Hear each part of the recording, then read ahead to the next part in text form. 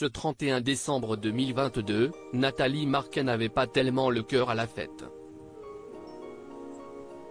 En effet, elle passait son premier réveillon du Nouvel An sans Jean-Pierre Pernaut, décédé en mars dernier. Le manque de l'amour de sa vie s'est donc fait forcément ressentir. Le 2 mars 2022, Jean-Pierre Pernaut s'est éteint à l'âge de 71 ans. Un décès qui a provoqué une onde de choc en France, puisqu'il avait présenté le journal de 13h de TF1 pendant 33 ans.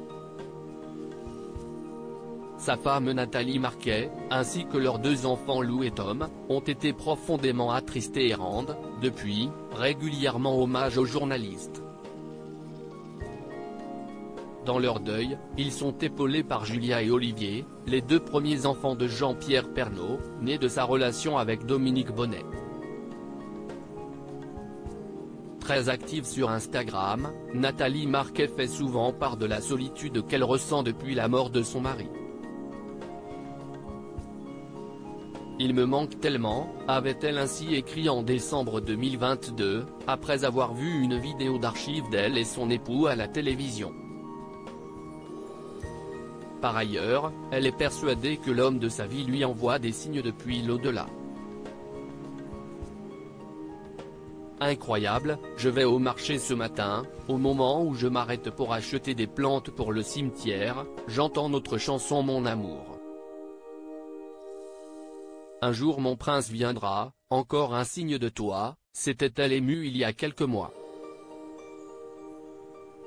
Nathalie Marquet nostalgique de son réveillon 2022. Pour Nathalie Marquet, l'année 2022 a été l'année des premières fois sans Jean-Pierre Pernaut.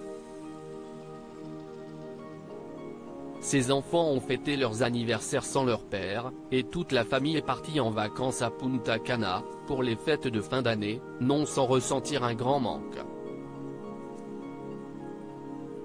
Ce 31 décembre, l'ancienne Miss France a partagé, en story Instagram, un message qui témoigne de son état d'esprit en cette période. En légende d'une vidéo de feux d'artifice au bord de l'eau, célébrant le passage à l'année 2022, elle a fait part de sa tristesse et de sa nostalgie. C'était notre dernier Nouvel An mon amour. Mon cœur est brisé, tu me manques tellement, a-t-elle commenté. Un manque partagé par sa fille Lou Pernaut, puisqu'elle a partagé sur le réseau social un extrait d'un reportage sur son père. Une très grande pensée à ceux qui comme moi ont perdu un proche cette année et pour qui passer en 2023 n'est pas la meilleure chose, a-t-elle aussi écrit. Après une année 2022 aussi douloureuse, la suivante ne pourra qu'être meilleure.